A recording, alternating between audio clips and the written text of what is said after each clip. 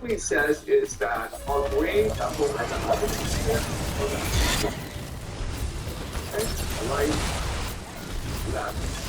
So what the way hemisphere does is it connects to the itself that we can never do.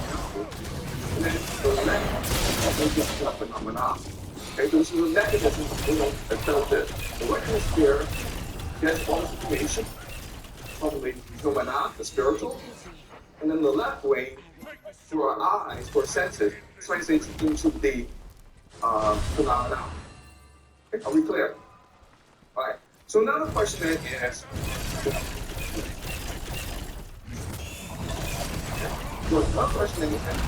what is the phenomena? Okay, this is quite example. Sticks, monks, and so on. And so we need to really struggle because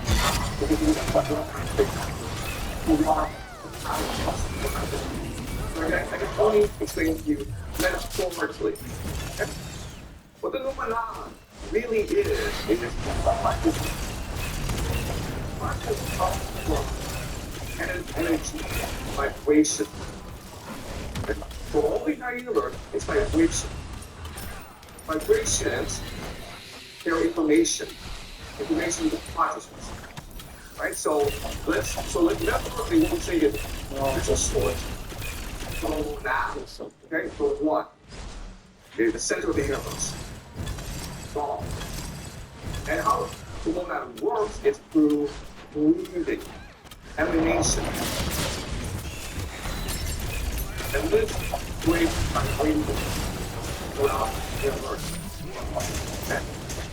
So the phenomenon, breathe in, breathe out. And this is the basis of but through this process, it also creates other entities as well. And we call these the dyad. And so these are all the basic structure of the universe. And then we can create other forces as well, okay? And as the universe keeps on vibrating, the vibration frequencies become slower, right? You go from high to low. And because it's going slow now, physicality, materialism develops. This creates the material universe.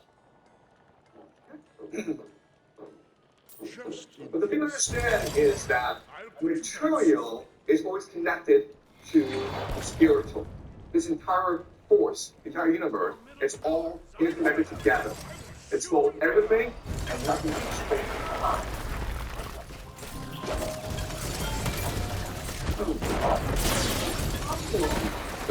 is is that eventually, and then what happens is our world is materialistic, and we have bodies. So our bodies are part of the material world. We're touched that runs to the mind. So our bodies are created to everything. The consciousness creates the universe. Our consciousness is connected with the universe itself. And so another way you can understand this concept is connecting people together. They're all together.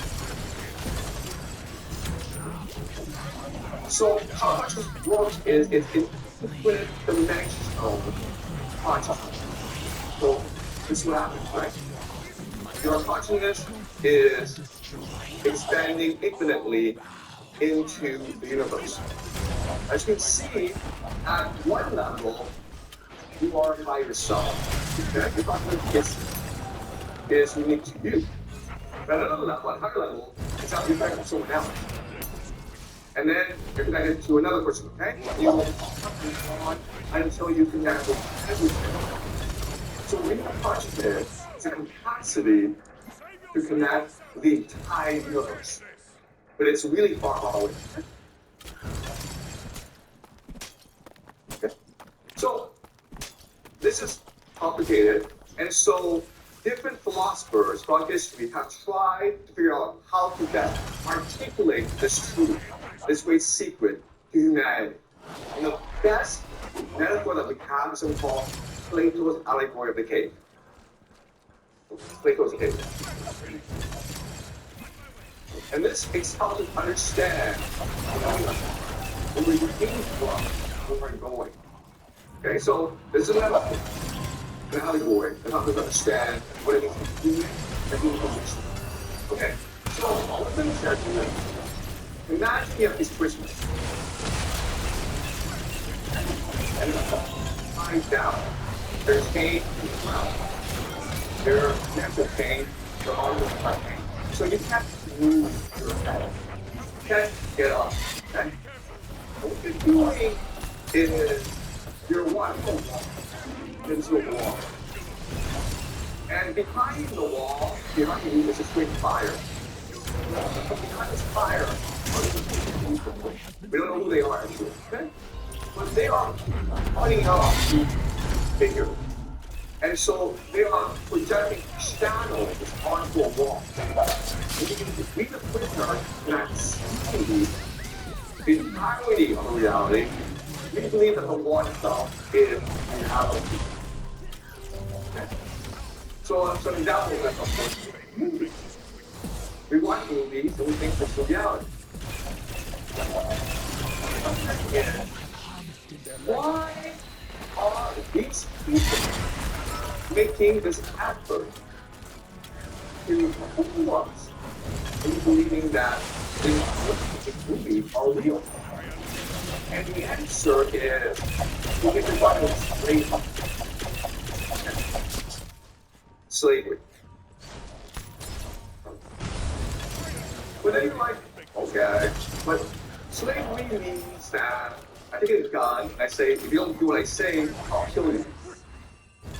But that's how slavery is. If the universe is conscious, okay, our energy comes from attention. Attention is energy. So what they want is our energy. Okay? Not too well. They can focus our energy, capture our imagination. They can construct reality in the way that they want it. Okay? Because reality is what we imagine it to be. And that is the metaphor of the universe. Right? So they can hold our attention. To us, they can create their own reality. Right? Now we understand why we watch movies. Now we understand why we have to be living. Now we understand why the school teacher love artificial intelligence. It's a super slave.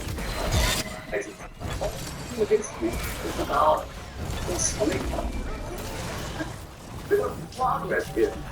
You think that, oh my God, I now watch movies. Oh my God, I have now social media. I can communicate with anyone. Oh my God, I'm ChatGPT. And ChatGPT tells me tomorrow the world. No. We've been enslaved in our mind. We knew it's wrong. And so what they're trying to do is trick you into believing that this reality is a true reality. Because once you believe that, this reality becomes the only reality. All these people, well, we don't know, okay? You can say they're the elite, they're the house that be, you can say they're demons, we don't know, okay? But they're interested in fooling us. Believing that the internet is real, social media is real. So the question is, okay, if this is slavery, what is freedom? What freedom is to escape the system and to be able to think for yourself, to see for yourself, to be yourself. So they don't go on and said, okay, this one guy, what reason? It's changed quickly. And he stumbles out of the cave into the wilderness. and it picks us up. And so, of course, it's gone. Yeah, yeah, I have a question. Sorry, can you speak into the microphone, please? So, I have a question before, like, we talk about the freedom, because, like, can I first explain what freedom is? Oh, yeah, sure. Thank you. Okay. That makes sense. All right, so you go out into the world, and first you're blinded by the light, okay? And you hate it. But you struggle, and then you put your eyes to see. And then you recognize that this world is beautiful. It is infinite. It's diverse. It's alive. This world that you thought was beautiful is just a corpse. It's a dead, zombie world. Okay? This is what life is. Okay? And that's what freedom is. Freedom means that you are now finally able to awake that terrible nightmare. Everything that is around us, movies, the AI, school, as reason, as power. And then you're able to look inside yourself and then connect that to God. Okay? The spiritual. You look beyond the phenomena and return to the nomana. You peer into the nomana, which is vibrations, energy. Okay? Alright, so let's put it down a little bit. That makes sense, right? Now this raises a question, which is, okay, that's fine, but how do we escape? Okay? How do we seek freedom?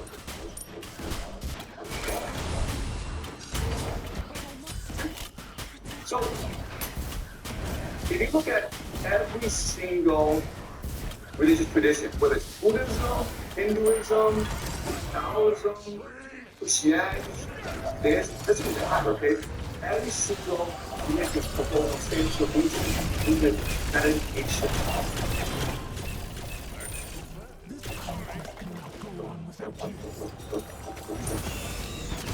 What's meditation? Okay, let's start. If the world is vibration, if it flows, there must be a logic to this flow. There must be a sort of structure to this movement. Okay?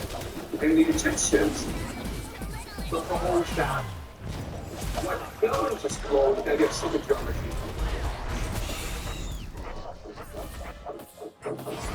Okay, sacred geometry.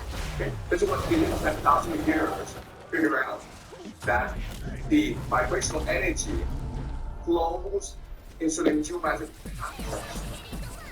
Okay? The geometric patterns, the basis for the universe itself. So now, if we understand this, the geometry, what we can do now is construct our conscious in a way that allows us to match the